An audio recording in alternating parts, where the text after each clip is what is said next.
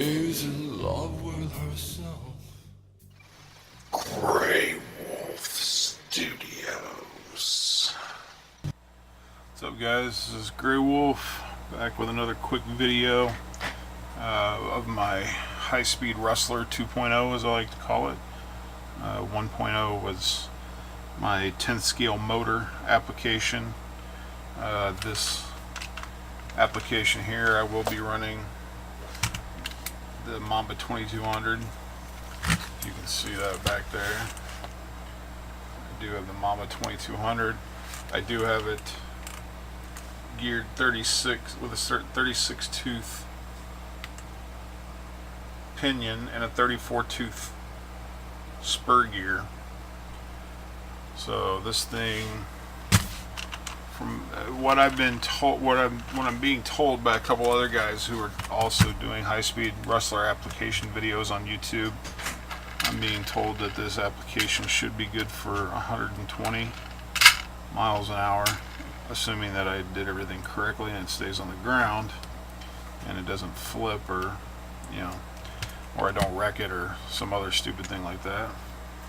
But anyway, this is the first time I'm about to bring it to life and put power to it, so I thought I would get it on video just in case I smoke something. Then you guys will have a good laugh at my expense, and good times will be had by all. So anyway, just show you a little bit about the car. I'm actually going to run 2 GPSs in this, just because I've had some issues with GPSs not giving real accurate readings before in the past. So basically I want 2 different points of comparison. For you guys looking for an inexpensive way to clock your RCs without risking your $200, $300, $400, $500 cell phones, the Garmin Nuvi right here that I have strapped in the front. I'll just take this out real quick so you guys can see it. This is the Garmin Nuvi.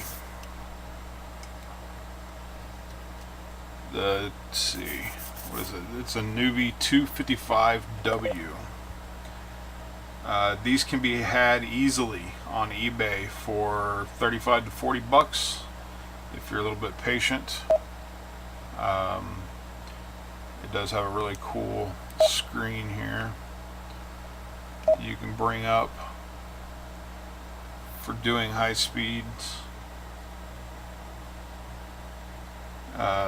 Basically it tells you your maximum miles per hour, and it will actually show your current miles per hour here. Of course, you're not going to see that when the car is running, but it does show the maximum, and I don't know why it says 137 mile an hour, because I haven't run this yet, and my car certainly doesn't do 137 mile an hour. But at any rate, just zero that out. Sometimes if you move them around too fast, it'll cause them to get erroneous readings. But at any rate, if you guys are looking for a cheap and expensive way to clock your cars, your RCs, this is the answer you're looking for right here. It is a little big, depending on what kind of RC you're running, but it is a little bit big, but not too terrible. Basically what I'm doing is I have black Velcro on the back of this, and this is double-sided. The blue is double-sided Velcro, so it's actually Velcroed on the back, and I'll show you why here in just a second. While this is off, I'll go ahead and show you. I've added my weights to the front of this. I may end up adding more. I know most of the guys that do these high-speed runs usually run somewhere between 1 to 2 pounds of weight. In one case, I even heard of a guy using supposedly 2.5 pounds of weight. I don't know. Seems a little extreme to me. One of the guys I was talking to told me to start out with half a pound, which would be 8 ounces. I currently have 11 on it. I have 11 ounces of weight. So I don't know, close to 3/4 of a pound, something like that. It's pretty heavy in the front. I had to, I don't know if you can see this here, but I had to double up on my my shock. What do you call these? I can't think of what you call these parts here, but the spacers that compress your shock springs. I had to double up on these in the front to keep the front from sagging to the ground under the extra weight.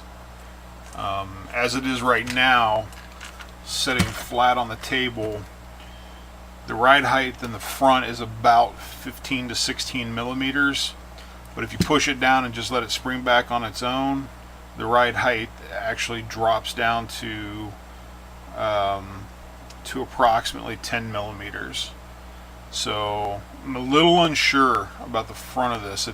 It's pretty stiff in the front, so it doesn't bottom out easily, but 10 millimeters is not a lot of room to play. So I don't know, I may end up running into dragging issues tomorrow when I go to run this thing, but at any rate, I don't know, we'll cross that bridge when I come to it. The way I'm strapping this Garmin in is basically I'm just looping this Velcro through the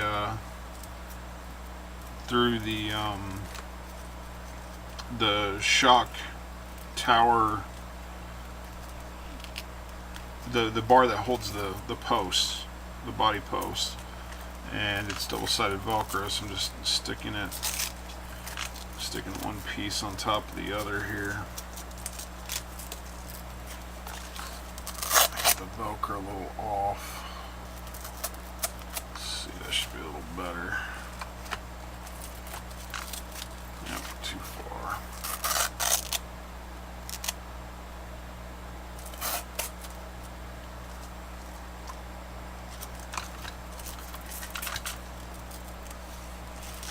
Damn it.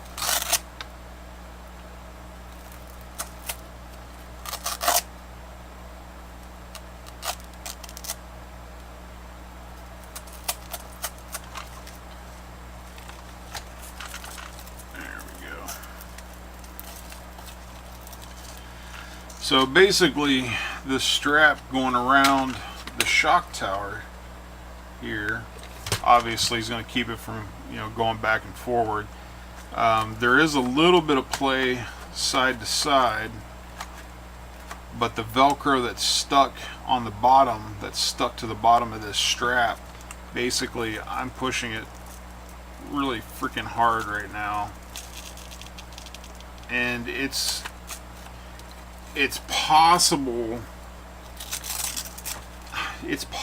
that it might come out, but I find it highly unlikely that it will. So I don't know, we'll see. I can't really, this is the only available room I have on the chassis right now to mount this thing, and I can't really think of any better way to mount it, so we're gonna roll with it and see. The other Garmin, or the other GPS I'm running, is another Garmin. It's right here. I'm mounted on top of the battery, and this is a much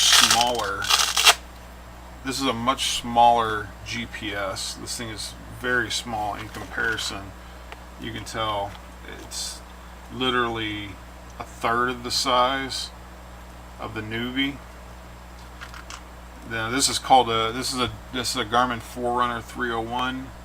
Again, these can be had off of eBay. They are a little more expensive than the Nuvis. They are on average, I'd say they go for probably 60 to 70 bucks. I did give $70 for this one.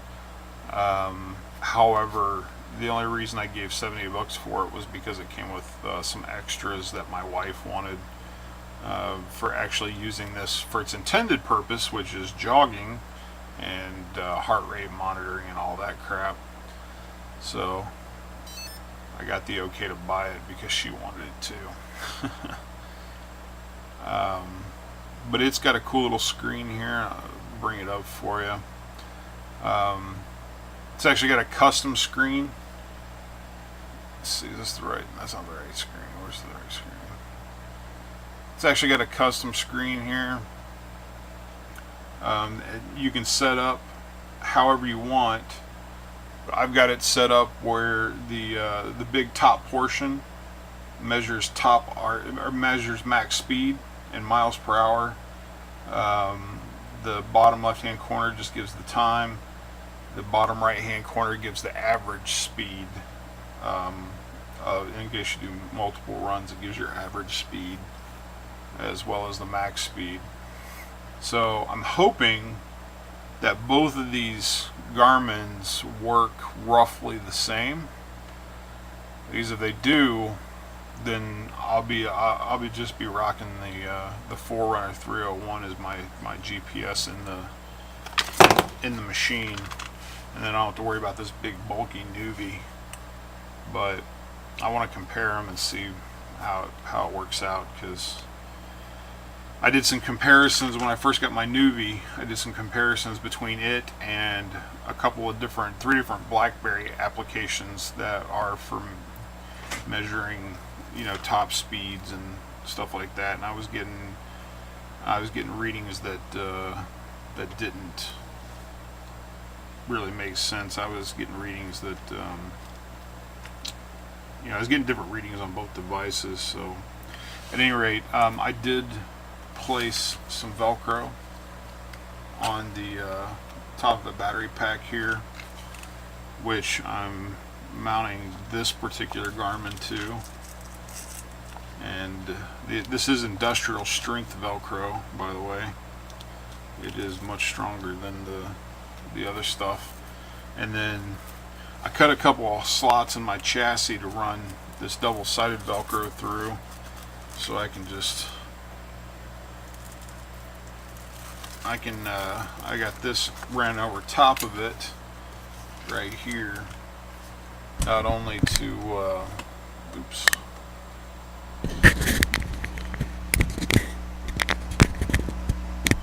I got this one right here run over it, not only to help keep the Garmin in place, but also to help keep the battery in place. I do have my Gyro mounted right here. I had to fabricate an L bracket mount to put it on so it could be in the center of the chassis. I don't know if it has to be in the center of the chassis. Nobody really seems to know. I had a couple people say, yeah, it really needs to be. I had a couple people say, well, it needs to be, but doesn't really have to be. And I had a couple people that were like, yeah, it doesn't matter where it's at. So I don't know. But to be on the safe side, I went ahead and mounted it on the top here and zip tied. I not only have it zip tied, but I also have it. I also have servo tape, really strong servo tape underneath of it, so that shouldn't go anywhere, because it's important that it doesn't move. Because if this moves or jitters, shakes at all while it's running, it'll cause the front wheels to kind of do this number, shake back and forth, and that's not good when you're running at high speeds, obviously. So anyway, I'm going to get into more detail in a later video once I actually have run this and I'm putting up the speeds that I want to put up, and I'm putting up the 100+ mile an hour runs. Then at some point I will go back and I'll do a total walkthrough on how to build a high-speed Rustler like this. But I don't really want to, I don't want to get too in depth of everything that I've done here yet, because some of this are, there's several different aspects of this project that could get changed or revised or whatever, depending on how it runs. But anyway, I'll stop running off the mouth and let's plug it in and see what it does. Alright guys, we're back. Didn't smoke anything, but I did have some wiring difficulties, but I've got it all sorted out, and it works.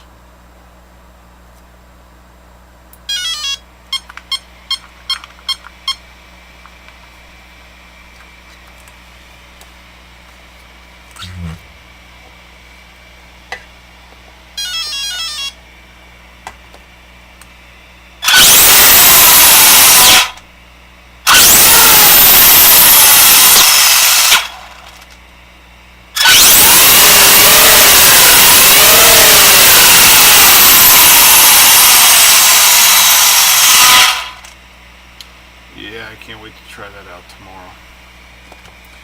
Alright, I'm out. Peace.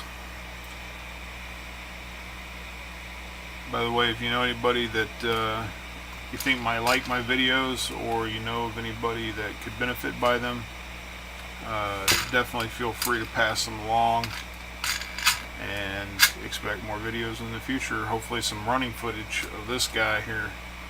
I'm hoping tomorrow, so we'll see. Anyway, I'm out.